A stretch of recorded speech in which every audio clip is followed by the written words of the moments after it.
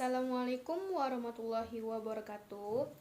Perkenalkan, nama saya Syafina Mailana Putri. Saya dari Fakultas Keguruan dan Ilmu Pendidikan di Universitas Lancang Kuning. Saya dari kelas 21 Pendidikan Biologi. Saya di sini akan menjelaskan tentang tata cara kesantunan, etika atau moral dalam berbudaya Melayu Riau. Konsep kesantunan berbahasa bagi Melayu tidak dapat dipisahkan dengan nilai-nilai Islam karena ajaran Islam telah menjadi suatu cara hidup yang merangkumi semua tata cara hidup kebudayaan Melayu Riau. Kesantunan, kesopanan, atau etika adalah tata cara, adat atau kebiasaan yang berlaku dalam masyarakat, merupakan aturan perilaku yang ditetapkan dan disepakati bersama oleh masyarakat tertentu, sehingga kesantunan sekaligus menjadi persyarat yang disepakati oleh perilaku sosial. Oleh karena itu, kesantunan ini biasa disebut dengan tata krama yang dapat menjadi tiga, yaitu kesantunan berpakaian, kesantunan berbuat, dan kesantunan bertutur kata.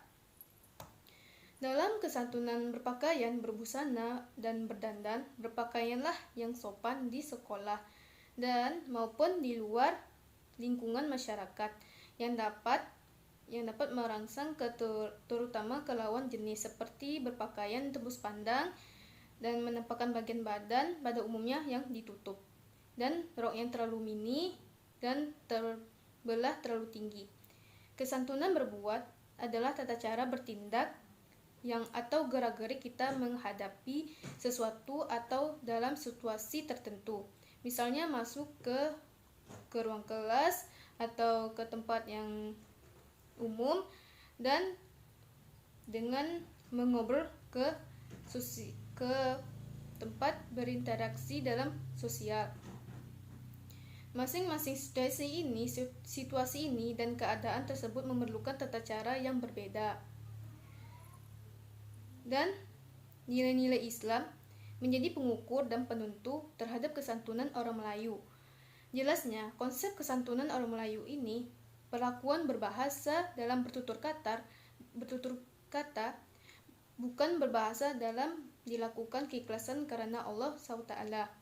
Bahwa konsep kesantunan orang Melayu melibatkan hubungan tiga penjuru, yaitu melibatkan penjagaan hubungan antara manusia dengan Tuhan atau hablum minallah, serta memberatkan hubungan antara manusia atau penutur dengan manusia atau hablun minal anas, yaitu pendengar. Kesantunan bertutur kata dalam berbahasa telah berdarah daging dan menjadi lambang jati diri bangsa Melayu dari zaman ke zaman. Sehingga demi keberlangsungan jati diri bangsa Melayu ini, mestinya setiap lapisan masyarakat terus menyemarakan penggunaan bahasa yang santun dalam kehidupan seharinya. Nilai murni dalam berbudi bahasa dalam bertutur kata memberikan kekuatan sosial dan moral serta membentuk budaya yang tinggi sebuah masyarakat. Bangsa yang maju yang mengamalkan bahasa yang berbudaya tinggi yang dituturkan dengan cara yang halus, menarik, berkesan, bersopan santun, mempunyai nilai estetik, intelektual, dan nilai budaya mencerminkan tamadun dan kesusilaan yang berpribadi tinggi. Dan masyarakat Melayu Riau ini terkenal dengan berbudi bahasa pekerti yang sopan dan lemah lembut. Segala nasihat, teguran atau larangan sering sekali tidak dilakukan secara langsung. Bahwa kita dapat mengambil contoh yang pertama antara ibu, bapak, dan anak. Dalam azas tata cara kesantunan berbudaya Melayu Riau, pada ibu, bapak, dan anak merupakan orang pertama yang menerapkan nilai-nilai berbudi bahasa dalam bertutur kata dalam secara formal atau tidak formal kepada anak-anak tersebut. Ibu bapak mendidik anak dan membimbing dan menegur anak-anak supaya bertutur dengan baik, bersopan, dan saling menghormati. Hal ini demikian karena telah terbukti Anak-anak yang dibesarkan dalam keluarga yang mengutamakan kesantunan dalam berbahasa biasanya akan menjadi individu yang bersopan serta berbudi bahasa. Begitulah pentingnya gelanggang yang kecil di rumah dalam membentuk kepribadian yang unggul. Dan tutur kata anak ini akan menguatkan hendaklah bersopan santun, lemah lembut, dan penuh hormat dalam apapun juga keadaan. Anak-anak tidak boleh sekali berkata kasar dengan lebih tua daripadanya, kepada ibu, bapak, atau kepada yang lebih tua daripadanya. Tanggung jawab orang tua memastikan anak mengutamakan bertutur kata dalam berbahasa yang santun, terpikul di atas bahu ibu bapa, karena ibu atau bapa merupakan orang yang paling rapat dengan anak-anak tersebut. Pemupukan penghayatan dan penggunaan bahasa yang sopan dalam masyarakat hendaklah senantiasa ditekankan karena amalan ini menggambarkan budaya Melayu yang tinggi. Dan contoh yang kedua, antara adik dan beradik. Hubungan adik-beradik ini disusun oleh urutan, yaitu anak yang sulung, yang tengah, yang bungsu. Yang muda mestinya menghormati yang tua. Adik mestinya menghormati kakak dan abang dengan memanggil secara abang secara baik seperti yang biasa dalam masyarakat. Setiap pertuturan pergaulan kelakuan antara adik-beradik perlulah sopan dan saling menghormati. Selain itu, apabila berinteraksi dengan orang yang lebih muda, mestilah menggunakan nada suara yang lembut dan kelakuan yang sopan. Tidaklah menertawai orang yang lebih muda berjenaka sesuka hati. Mencampuri percakapan orang yang lebih tua walau dalam keadaan biasa.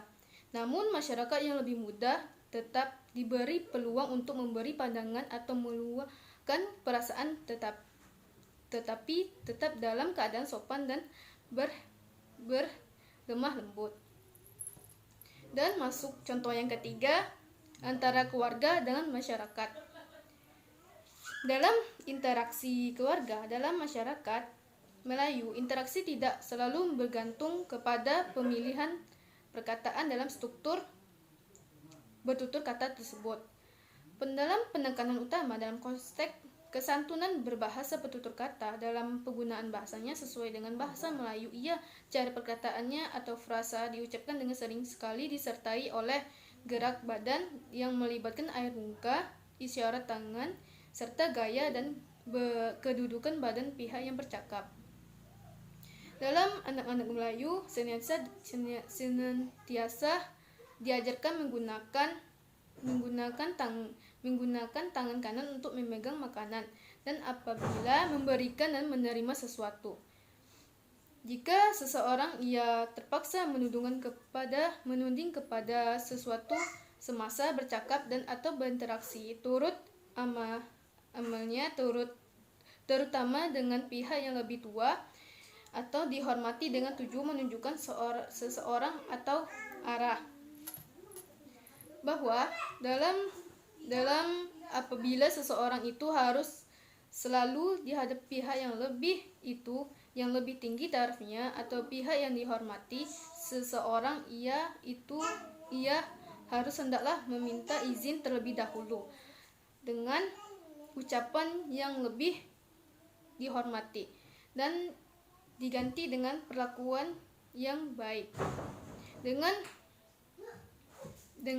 memberikan dengan cara menundukkan kepala dan membuka badan sedikit ketika lalu sambil meluruskan tangan ke bawah. Perbuatan ini dianggap sopan dalam masyarakat. Dan contoh yang keempat, sikap dan kesantunan antara guru dan murid. Sikap dan kesantunan keduanya itu, guru dan murid sangat mendukung dalam pembelajaran. Tuturan gurunya yang keras atau kasar atau tuturannya dianggap sudah santun. tetapi cara penuturannya tidak santun atau akan membuat siswa takut, trauma, dan semakin tidak menyukai guru tersebut. Dan bahkan yang fatalnya bisa mengakibatkan siswa tidak mau sekolah lagi. Untuk itu, seorang guru secara fisiologis harus bisa memahami, mengenal karakter siswa. Tutur kata santun yang digunakan saat masuk kelas, contohnya ketika memasuki kelas guru mengucapkan salam. Kesantunan perbuatan ialah tata cara bertindak atau gerak-gerik ketika menghadapi sesuatu dalam situasi tertentu, misalnya masuk ke ruang kelas, dan jangan berlari ketika kelas ada tamu ingin menemui guru atau siswa. Kita jangan mengobrol dengan teman dan duduk di ruang kelas posisi kaki yang sopan dan menghadap orang yang lebih kita hormati, yaitu guru di kelas. Masing-masing situasi dan keadaan tersebut memerlukan tata cara yang berbeda. Dan tata cara berpakaian di sekolah, kesantunan dan kesopanan santunan etika adalah tata cara adat atau kebiasaan yang berlaku dalam masyarakat. Dan dalam kesantunan berpakaian, berbusana, berdandan, berpakaianlah yang sopan di sekolah, hindari pakaian tempat merangsang teman, terutama lawan jenisnya, sehingga pakaian tidak tembus pandang dan menampakkan bagian badan yang pada umumnya ditutupi, seperti seperti rok yang terlalu mini atau terbelah terlalu tinggi, sehingga kesantunan dalam perbuatan atau tata cara bertindak atau gerak-gerik menghadapi sesuatu dalam situasi tertentu. Dalam misalnya masuk ke kelas, dan jangan berlari ketika di kelas ada tamu ingin menemui guru atau siswa. Kita jangan mengobrol dengan teman dan duduk di ruang kelas posisi kaki yang sopan. Dan semua yang terakhir di sini saya akan menyimpulkan yang saya jelaskan tadi, bahwa tata cara kesantunan dalam berbudaya Melayu Riau, bahwa kita diajarkan dalam tata cara bertutur kata, cara berpakaian, dan perbuatan. Kesantunan merupakan aturan perilaku yang ditetapkan atau disepakati bersama oleh suatu masyarakat tertentu, sehingga kesantunan sekaligus menjadi persyarat yang disepakati oleh perilaku sosial. Bahwa yang kita dapatkan tadi, cara menyampaikan ungkapan atau bicara adalah dalam bertutur kata yang halus, baik, sopan, dan saling menghormati, dan dalam berinteraksi, berkomunikasi, dan tata cara serta peraturan dalam pertuturan dapat dilihat dalam interaksi antara beberapa pihak yang berkomunikasi, baik situasi maupun kondisi. Dalam tata cara kesantunan dalam berbudaya Melayu Riau, kita telah menemukan bahwasannya kita telah diajari dalam beretika dan bermoral dalam lingkungan keluarga, masyarakat, maupun lingkungan sekolah. Kesantunan, kesopanan, atau etika dalam tata cara adat kebiasaan yang berlaku dalam masyarakat menjadi konsep kesantunan orang Melayu yang melibatkan hubungan 3 penjuru, yaitu melibatkan penjagaan hubungan antara manusia dengan Tuhan Allah, serta memeratkan hubungan antara manusia penutur dengan manusia hablun minal anas, yaitu pendengar. Itulah saja yang saya sampaikan. Lebih kurang mohon dimaafkan. Terima kasih. Wassalamualaikum warahmatullahi wabarakatuh.